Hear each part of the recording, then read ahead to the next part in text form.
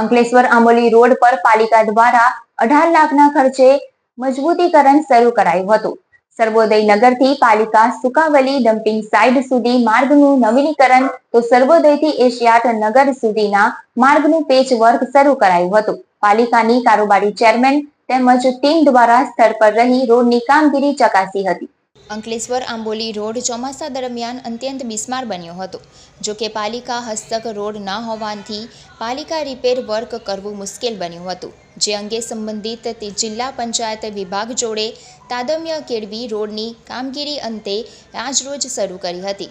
જેમાં સર્વોદય નગરથી પાલિકા સુકાવલી dumping site સુધી માર્ગનું નવીનીકરણ તો સર્વોદયથી એશિયાત નગર સુધીના માર્ગનું પેચવર્ક શરૂ કરાયું હતું. પાલિકા ચીફ ઓફિસર કેશવ કોલડિયા, કારોબારી ચેરમેન નિલેશ પટેલ તેમજ ટીમ સ્થળ પર રહી ઇજારદાર પાસે રોડની કામગીરી કરાવી હતી.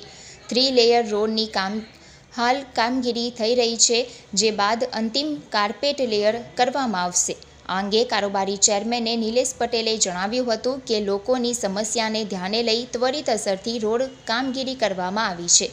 રોડ વધુ ગુણવત્તાસભર બને તે માટે પૂરતું ધ્યાન રાખવામાં આવી રહ્યું છે. રોડની કામગીરી પાલિકા ઇજનેરના નિરીક્ષણ હેઠળ કરાઈ રહી છે, ત્યારે આગામી દિવસોમાં અન્ય રોડની પણ કામગીરી કરવામાં આવશે.